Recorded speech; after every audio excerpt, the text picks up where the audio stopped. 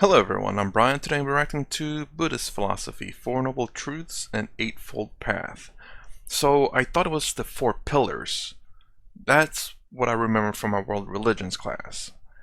And I think I remembered Eightfold Path, but I think I heard that before. I'm sure it was probably taught, but for some odd reason I didn't quite remember. I guess the thing that I remember most, which was very, uh, really got hammered in my head, was life is suffering. And the example was given was about how giving childbirth was suffering, because in my mind that I've always seen people, don't get me wrong, they're screaming, but it's usually joy afterwards. But I never thought about it as being something as suffering. But it's true though, because until the baby comes out, there's a lot of suffering and screaming going on. So that's what really stuck in my head about Buddhism. Now, I'm not saying that that's the only thing they taught. It's just that that's the thing that just really stuck in my head.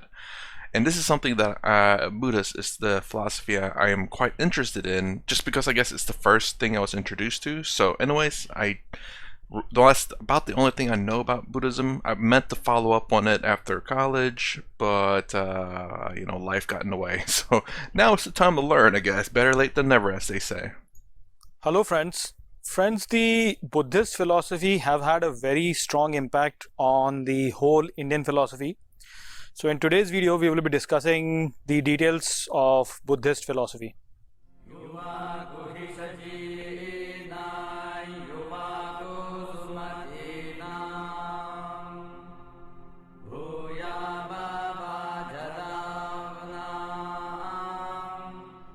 Epistemology. Buddhist epistemology is slightly different from the epistemology of the rest of Indian philosophies.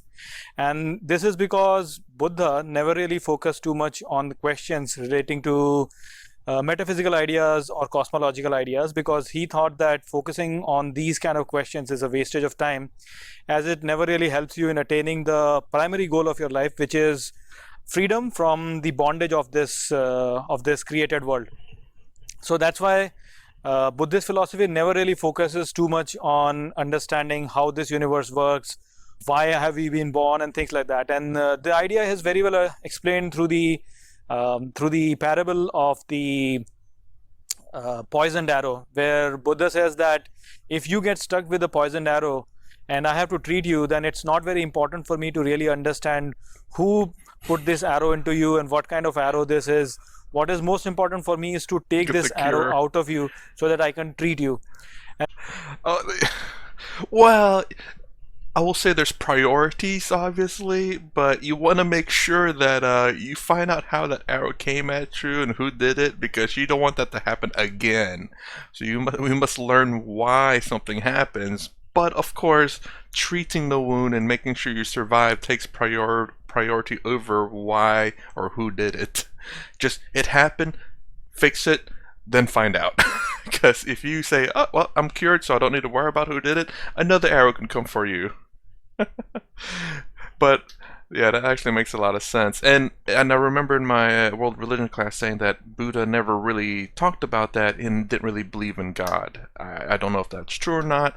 I'm guessing so, and it kind of makes sense here because these are things, at least maybe back in the day, that since they don't have technology to go out into space or to look into space very far, like telescopes and whatnot, that it's no point in trying to wonder about it, because you'd just be speculating. You don't know for sure. I mean, find out what you can, and basically the only thing we can really learn is in this world, for the most part, because it's something that we can touch, we can interact with, we can do whatever. Whereas space, not so much anymore. And also in his explanation, it seems more along the lines of the individual person as opposed to necessarily the material things around you. And so that's the reason why Buddhist philosophy as such has never really focused on things such as the experience of others or some sacred tradition or any sort of a logic, because Buddha says that focusing on these things never really gives you an answer. And so this is the reason why in Buddhism the focus has never been towards these kind of metaphysical ideas, the focus have mostly been towards the practical ideas, practical utilities of the things. Buddha always said that if you want to believe in something, then you should only believe in it if it is giving you some sort of a practical value. If it doesn't give you any practical value, then there's no point in gaining that kind of a knowledge. Yeah, and that's kind of the way I see people who believe in their faiths, that they just believe in it, whether there's proof or not. I mean, if it makes you a better person, makes you happier, which she was talking about practicality of that, then I say by all means, please follow that. You know, again, the whole point of me being against that kind of stuff is when you force it on people. That, no, not at all. But if someone wants to talk to you about it, please talk to them about it and learn or whatever, you know. Be happy, be joyful, and then all is good for the most part. So that is where this epistemology is different from the rest of the epistemology of India. Later on, when Buddhists came under attack from other schools of philosophy, then Buddhist scholars did define Buddhist epistemology in terms of traditional pramanas of Indian philosophy and mentioned that a Buddhist only believes in pratyaksha and anuman. 4 noble truths and 8-fold path. In order to overcome the suffering in life, Buddha talked about 4 noble truths. First noble truth is that life is suffering. What Buddha actually saying over here is that life inherently is suffering. Now here somebody might object and say that, okay, that's not the case in life. You have so many experiences which are actually pleasurable. And that's true, but the answer that is given by Buddha and also many other Indian philosophers is that whatever you're experiencing as something which is pleasurable to you is also actually eventually going to bring suffering for you. And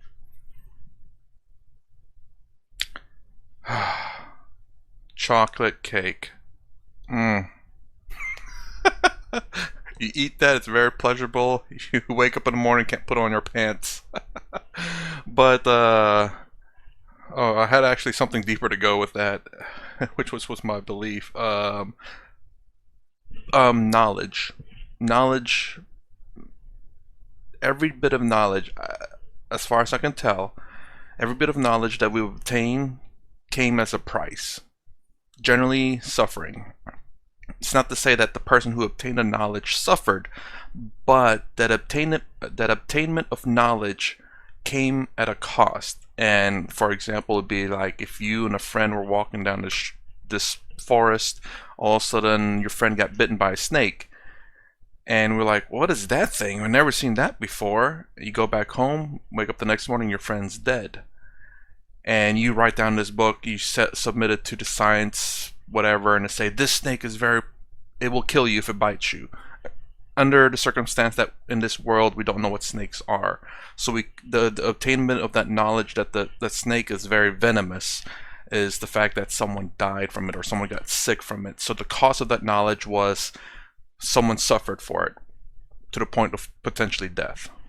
And that is because once you have experienced that pleasure and that pleasure is gone, then after that you feel the thirst to experience that pleasure again. And so this brings in lots and lots of suffering for you later on. Second noble truth is that the cause of suffering is our desires. Oof. So Buddha over here says that the reason why this world is suffering for us is because we have desires. And by desires, what he means is trishna. This is a Sanskrit word. It's very difficult to really translate it into English, but it means thirst. So what Buddha is saying is that we have this thirst for experiencing pleasure, and it is because of this thirst that we take birth again and again so that we can experience this pleasure. And since life itself is suffering, so when we take birth, we suffer. And so he says that it's because of this trishna that we want to take birth. And when we take birth, then it causes suffering to us. Third noble truth is that the cessation of this suffering is possible. So here what Buddha is saying is that it is possible for us to avoid this suffering. In other words, it's possible for us to get stuck in this world and take birth. And it is possible only when we can overcome this trishna. So the objective of our life should be to overcome this trishna, to experience this pleasure. Once we can overcome this, then we will be able to avoid this trishna. I don't think Google is translating that word correctly. It sounds like it's saying it with a T, like Thrishna, not Krishna. Is it Thrishna or is it Krishna? And I'm just hearing it wrong. To take birth, and when we will not take birth, then we will basically avoid the suffering. Fourth noble truth outlays eightfold path towards liberation. This includes 1. Right view. All our troubles arise because of ignorance. Therefore, it is important for us to develop correct outlook towards life, which you can do by understanding the 4 noble truths. 2. Right resolve. Knowledge in itself is never sufficient. The practicing Buddhist must develop a resolve to live by that knowledge. Therefore, one must adopt the life of a mendicant and follow the path of Buddha. Knowledge in itself is never sufficient. So far, Swami has said that to remove ignorance is to obtain knowledge, but I've never heard him say anything along the lines of practicing the knowledge, basically. It almost seemed like knowledge was enough, and to some degree, I guess there are some things that knowledge is enough, but then to put the knowledge of practicing Buddha must develop the resolve to live by that knowledge, and basically put the knowledge to practice. This is the first I've heard of that, at least from the wisdom videos that I watch, or maybe if they've been said in the wisdom videos that I watch, I must have missed it, or it might have not clicked for me. 3. Right speech. The resolve must turn into action and should start with one's speech. This includes no lying, no rude talking, no telling one person what another says about him to cause discord or harm their relationship. Whew, no rude talking. The only reason why I kind of had a weird face on that is because that's kind of like the First Amendment in America, is the fact that I guess there's some people who wants to restrict to a degree the First Amendment. My problem with that is the fact that, one, when people cannot talk freely, they can end up resulting to violence, turning what could have been just words into actual physical violence. 2, we don't know what kind of person a person is. We don't know what kind of person, well, that's the best way I can say, what kind of person a person is, because if they have to hold back what they truly are, basically what they say, we don't know if they're really good, nice, or kind, or whatever, or they're mean, crazy, and whatnot. Because of this restriction, they have to censor themselves, censor their true selves, and only display what is pleasant to the public. So you could meet this one person and he seems nice and fine, but in reality he's kind of crazy, but because of the restricted in speech, he doesn't say what he really wants to say, and that can be a problem. But again, by no rude talking, I think probably the ultimate answer to that would be just have your mindset should not be just to think rudely of someone because you got offended. It's for you to ensure that you have control over your emotions, that you don't get offended, and therefore you don't have the rude thinking or rude talking.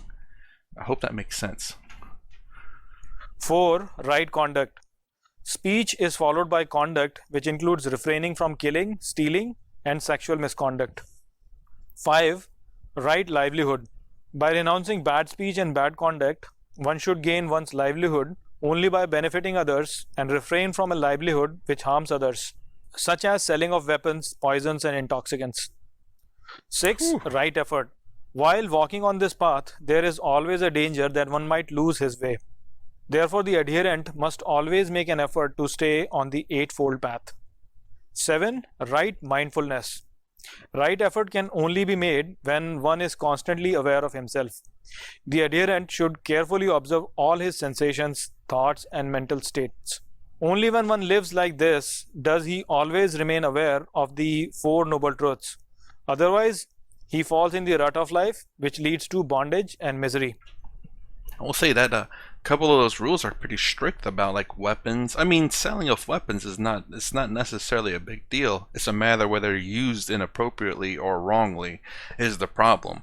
I mean, you look at, I don't know if it's in all countries or not, they have the bow and arrow competition. Well, technically a bow and arrow is a weapon, but they use it for competitions, for sport. Knife throwing, axe throwing, even guns, they use that for sport. They're not misusing it, they're not causing harm to anyone, they're having pleasure with using those weapons. They find competition and a way of relieving stress that way. But that's why I kind of wanna just. I don't think he means it that way. I'm not sure, but poison, that's kind of weird. But then again, rat poison is, they sell that for like if you have a rat problem, and does that count? Does does a steak knife count as a weapon? It's technically you can cut people with that, a blunt object too. But I'm being nitpicky. 8. Right samadhi. Only when a person has successfully incorporated the above mentioned steps in this life does he become suited to enter the state of deep concentration called samadhi, attaining which one becomes free from suffering. Buddhist Worldview. Buddhist philosophy says that this existence has 3 marks, which they call Trilakshan. These are impermanence, suffering, and non-self. So this thing applies to everything in this universe, and therefore Buddhists say that everything in this universe is impermanent, everything is suffering, and there is no entity in this universe called self. In other words, there is no entity in this universe which is permanent and unchanging. So here you can see that there is a direct conflict between Buddhist thinking and our Vedic thinking, because in the Upanishads they talk about the idea of Atman and Brahman, which is eternal and which is unchanging. And Buddhism says that there is nothing which is like that. The Buddhists believe that events in this universe happen in an order, with one following the other and followed by yet another. This is called the theory of dependent origination, which is based on the idea of cause and effect, that every event must have a cause behind it. This means that there is no external agent such as God who started everything. Since they believe in cause and effect, they also believe in the law of karma. If something happens to us, it must be happening as a consequence of our prior actions, and whatever we are doing right now will have a consequence in future also. I do believe in that. And that's something if that's the definition of karma that I do believe in, because things that you do when you're, say, in high school, say you bullied someone, and then 5 years down the road you apply for a job and realize the person you bullied is your boss. Karma. Ooh. So and then maybe even say back in high school you were nice to this person, you were friendly, you helped them out, and then 5 years down the road you're applying for this job and ends up being your boss. You're like, oh hell yeah.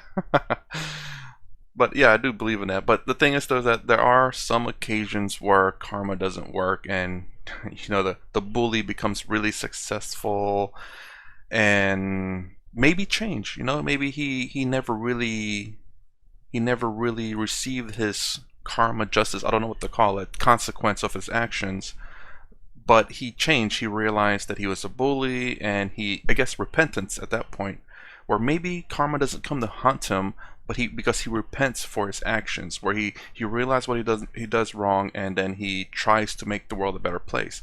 I wonder if that's something acceptable in karma, or because you've been bad in the past, that the only way you'll be forgiven for that action is to have misfortune happen upon you, or can you repent for it by doing good deeds, realizing your errors or your bad deeds and repenting for it by changing who you are and by doing good for other people. I don't know. I've not heard that yet, but that's a question. Since they believe in the law of karma, they also believe in rebirth. So as you can see that there is a lot of things which are common between Buddhism and Hinduism, as in both of them believe in the rebirth, both of them believe in the idea of karma, and both of them believe in the idea of dharma. The only place where there is conflict is in the idea of Atma and Anatma. And you can clearly see that this idea actually is coming from the theory of dependent origination, which actually says that nothing is permanent in this universe, and all the processes have a start and then they have an end, and after a process ends, another process starts. So it's only over here that there is a conflict between Hinduism and Buddhism. Otherwise, the ethics and the way you should live your life is very, very similar in these two thinking. Now, this idea of Anatma actually then leads to the idea of Shunyata in Buddhism, where they say that this universe has actually come from void. And again, when you compare this with the idea of Purnata in Hinduism, then you clearly see that there is not much difference over here.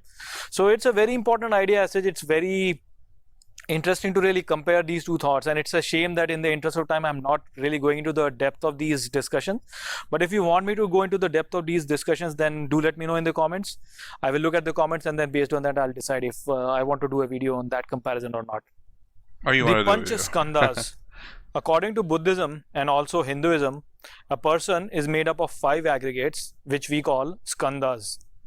The Buddha explains the 5 aggregates from lower to higher as follows. First, form or matter. This is the material form of a being, which is composed of 4 basic elements: earth, water, fire, and wind. 2. Sensations or feelings. These are the sensory experiences that can be either pleasant, unpleasant, or neutral. 3. Perception. This is the ability to register and recognize an entity and apply a label to it. 4th, mental formations. These are our habits and mental conditions developed over many births. 5th, consciousness, which is the awareness that I exist. Okay, so that's interesting. Mental formation. Our habits and mental condition developed over many years. This is kind of interesting because I remember watching this one video where there's triplets that was born, but during birth they were all separated. One went to a lower income family, one to a middle income, and one to an upper middle income family, or a high earner family.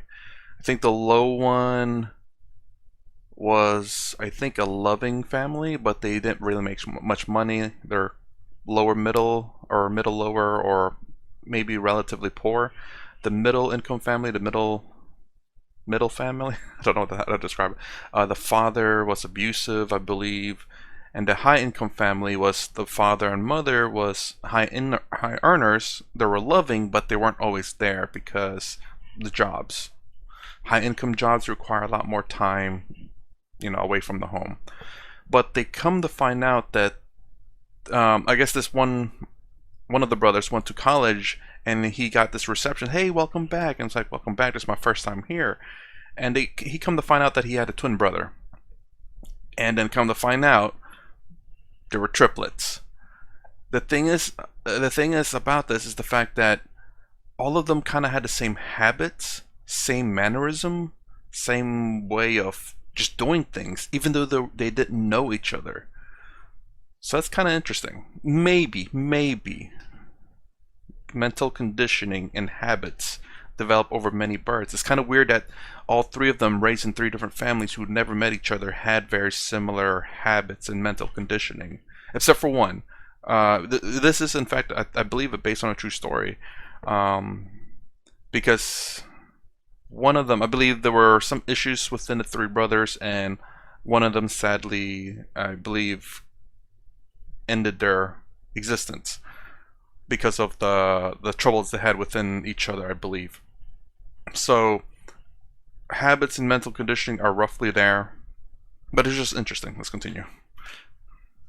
Buddhist schools of philosophies. Buddhism has 4 different schools of philosophies, and I will not really be going into the details of them because I don't really have much time. It's a shame again because these different point of views which are presented in Buddhist philosophies are also very interesting.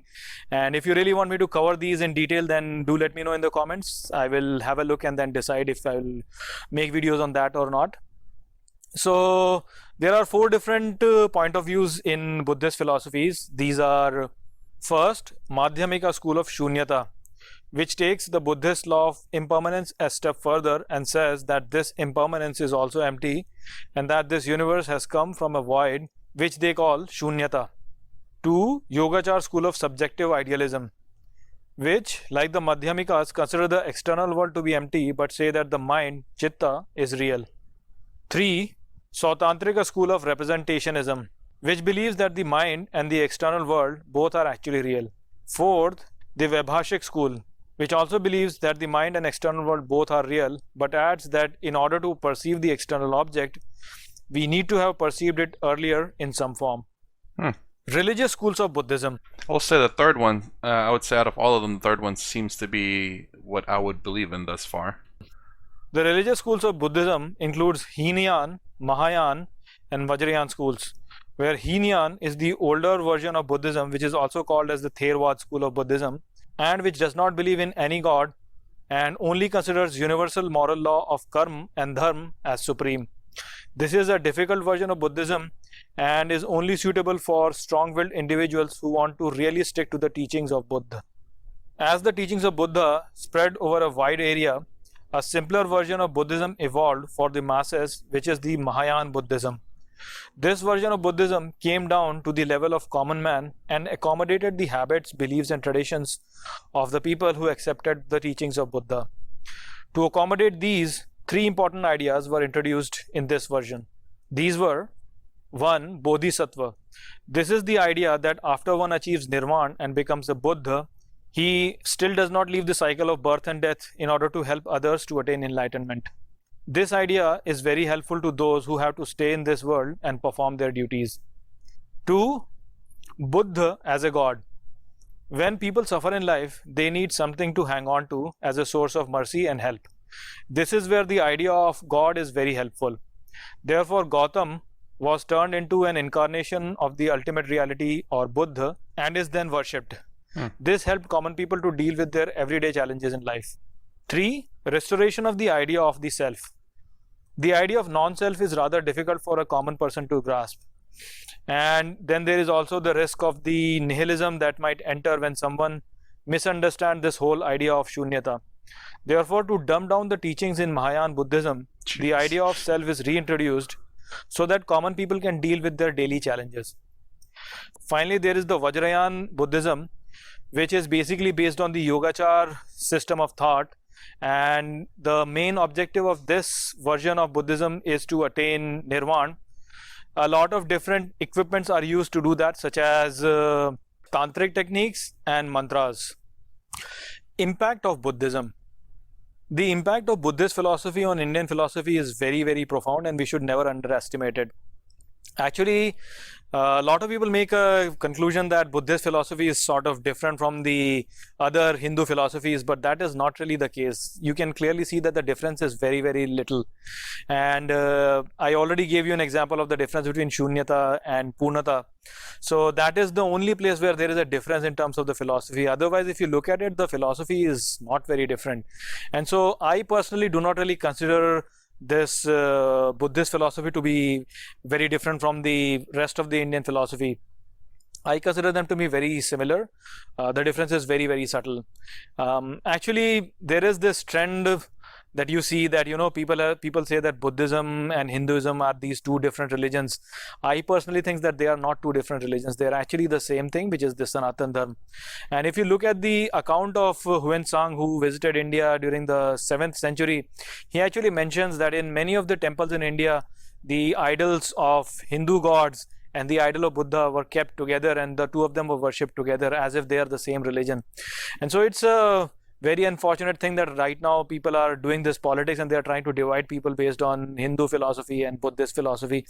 The truth is that these two religions are the same. People actually say that the Brahmins actually caused the destruction of Buddhism in India. But when you look at the teachings of Buddhism, you clearly see that those teachings have not really gone anywhere. Actually, the good parts of the Hindu philosophy and the good parts of the Buddhist philosophy have been combined together. And these two have been combined into the great Sanatan heritage of our culture. And so when we look at Buddhism as such, we should not really consider it to be a different religion. They are actually the same religion. And if you look at the situation of Buddhism right now, it is actually pretty bad. In the South Korea and Japan, you can clearly see that Buddhism is getting undermined through the missionary projects over there.